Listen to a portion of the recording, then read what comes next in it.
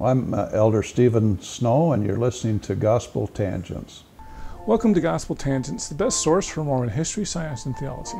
I'm Rick Bennett. The church has long been known for hiding unflattering documents. Is that a true characterization? On the other hand, the church has recently released the Council of 50 Minutes, which were long secret. And the Joseph Smith Papers website has made access to lots of historical documents. Is it really true that the church is hiding documents? I asked Elder Snow that question, and we'll find out his answer in our next conversation. I hope you check it out, and we're also going to find out if he's seen some of those documents in the First Presidency Vault. Check out our conversation. Well, let's jump back to church history. I know that some people, I know recently we had the release of the Council of 50 Minutes. And that was fantastic. I know a lot of people were expecting a lot of skeletons in the closet, and I haven't heard of any. You know, like most things, they become mysterious and interesting because they're not disclosed. They're not made public. Like most things, we've tried, I think, during my time and during Elder Jensen's time, we've tried to become more and more transparent. And I thoroughly believe the more we can get out there, I think in the end the truth always wins. And so the more we can get out there, the more we can make public. Sometimes it's just the difficulty of sorting through things to get them out, making sure we don't violate our standards, that we don't disclose things that are private, sacred, or confidential. And that standard we kind of need to apply to things that we release to make certain that we don't violate that. And just getting through the volume of material and applying that standard correctly is a chore. But I think we've made a lot of progress. Oh, absolutely. And I think we talk about Leonard Arrington's time, and that was a time of great kind of awakening and opening of church records that have never been seen before. And it may be a little too much for the comfort of the brethren at the time. Well, and he also had Mark Hoffman in that time period, too. He didn't help things. No, he did not help. And but I think today we are so far beyond even the days of Leonard and Arrington. It's just been gratifying to be able to contribute to that, and more's coming. We're going to see more things come out, more diaries that have been closed will be made public, and at the end of the day, there really isn't as much in there as you think. It's just, they're actually pretty boring, but because they haven't been made public, people kind of sensationalize Now, is them. that the bigger issue, is just the volume of materials that you have to go through? It's not that the church is hiding things per se, it's just we don't know what's there. No, well, there are some things that, we have a lot of things. I mean, but, take, for example, the William Clayton journals. Those have not been available and not been open. I think there'll be a day when they will be. We're working through those now to make sure nothing is private, sacred, or confidential. But I think that's going to be a work of this department that will be published, and people have access just like they have with that volume of Joseph Smith Papers on the Council of 50 Minutes. Well, and I understand that Mark Hoffman was trying to sell the church some McClellan journals, William McClellan, who was an early apostle, and apparently the church already had some McClellan collection and didn't know it. That is the problem. We have a lot of material, and fortunately, 10 years ago when we moved, just like you have to go through everything when you go through a move, we found a lot of things here or in the old church office building as they moved over here that they were not aware of, and everything got barcoded and sorted. It was a great advantage to be able to move into this facility. We also, found things in the First Presidency's vault. They've moved most everything over here now, but there were things there that we weren't aware that they had. Oh, really? Yeah. So it's a new time, but really, you know, getting through and organizing, getting it ready for publication to make certain that there's not private, sacred, or confidential material that you put out that's just a big challenge to get through everything. But we're working on it. We're chipping away at it. Well, and I understand also, and this comes more from the historians community. I know Gary Bergera a few years ago gave a presentation and he said, to redact or not to redact.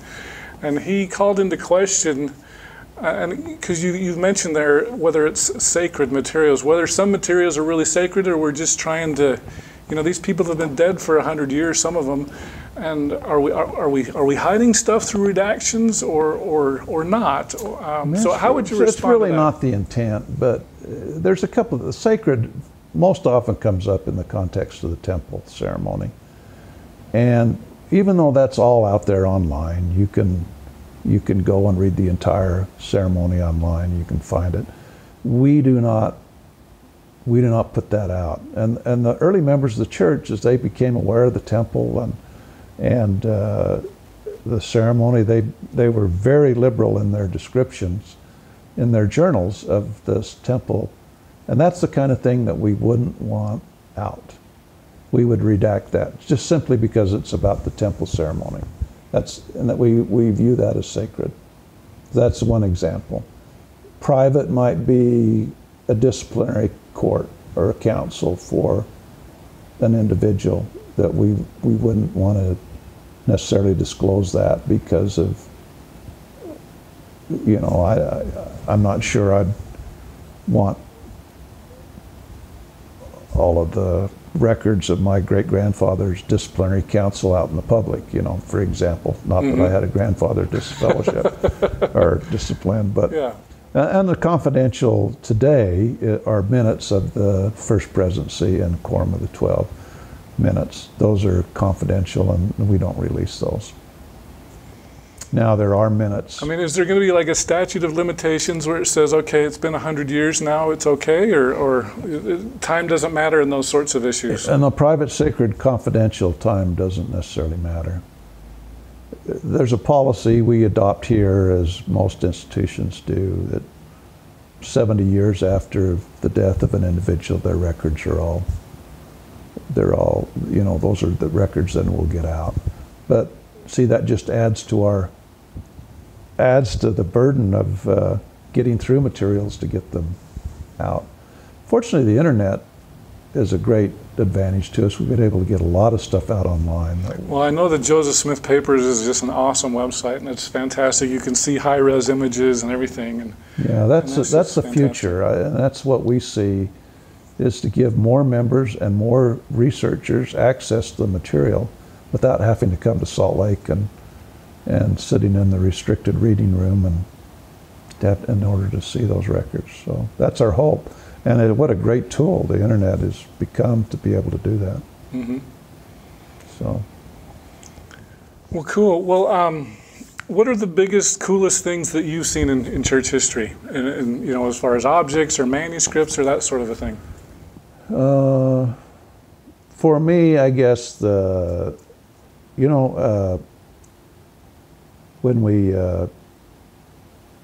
when we first published images of the seer stone, that was pretty exciting. Yeah. I was there when they photographed, Brother Anderson, Weldon Anderson, photographed the seer stone images that are at the museum and in the Joseph Smith Papers volume. And I was able to hold the seer stone and the little leather pouch that Emma made for Joseph to carry the seer stone with. That was pretty amazing. You know, I never dreamed that I'd be able to ever have that opportunity, so that was pretty exciting. Cool. Yeah. And that's just one thing. I mean, to be able to see the printer's manuscript. I was going to ask you about that. Yeah.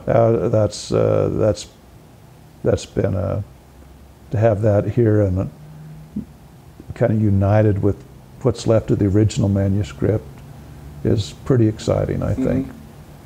That's fantastic. Well, the last question I wanted to ask you, I just interviewed Jana Reese and Benjamin Knoll. Right, They have the book, The Next Mormons. And I actually asked them, I said, do you know if any of the brethren have read that? So I'm going to ask you, have you had a chance to read Jana's book? I've seen the book, haven't read it yet. Haven't read it yet. No. Do you know if that has made any news as far as with the general authorities? Not that I've heard. I haven't heard anything about it. We know about it here in church history. Reed Nielsen, before he left on his mission, brought in a volume and introduced it to us and talked about it. Had some good things to say about it, but I haven't heard any other comments. But we're on break right now, so it's vacation. So, but I know it's been out a few months, but I haven't heard anything directly. Were there any, as far as you know, any surprises from her research, from what you've heard of the book that you know about, as far as why people leave and that sort of a thing? I think generally those issues are understood pretty well by the brethren. Mm-hmm. They do a lot of internal research with our research folks, and they bring in a lot of studies that they've done on some of these issues. So, but I think their work is just fascinating and extremely interesting, and I think it's a great contribution to everyone to have that information. Mm-hmm. Not just the church, obviously, but I think it'll be used, and I'm certain our research folks have paid careful attention to it. Well, great. Well, I really appreciate your time. Do you have any last thoughts you want to share as a now outgoing church president or church historian? No, Rick, I just want to tell you first of all, what wonderful people we have in this department. I mean, we are blessed with some of the brightest minds the church has had through the decades, and these folks are devoted, they're educated, they have doctorates from places like Notre Dame and North Carolina. I mean, these are bright folks that are full of faith and devoted to their assignments. And it's been a privilege really been a privilege to work with them and to be involved with them. This assignment in church history has just been an unexpected joy to me. Mm-hmm. I've just really loved this work the last 7.5 years. It's been just a real treat for me to be involved with these issues, and particularly with the people here in church history. Well, since you brought that up, the one thing that I think is funny, Utah has a Mormon Studies program, Utah State has a Mormon Studies program, but who doesn't have a Mormon Studies program? Do you see BYU getting that? I mean, why doesn't BYU do that? They would probably say... they would be the best one. They would be the Notre Dame. They should be. I agree. I think they would probably look at it differently, that their internal departments cover that niche. My guess is that's what they'd say. Well, I think that's We're grateful for Utah and Utah State and Virginia and all of Claremont, these, I know, has Claremont, and they're even working on one, I think, at USC, and so we're grateful for the interest in church history. I think it'll bless the church. Well, if I can put in one suggestion, and I'm a Utah guy, but I think BYU should really get into the Mormon Studies field. Well, I'll pass that on. For what it's worth, I'll pass it on. All right. Well, Elder Snow, thank you so much for participating here on Gospel Tangents. Yeah, thanks, Rick. It's been really a pleasure to be with you. Thanks. I hope you enjoyed our conversation with Elder Stephen Snow. Elder Snow, thank you so much for sitting down and talking with me. It was a fun conversation, and I really, really, really appreciate it. It was fantastic, so thanks again.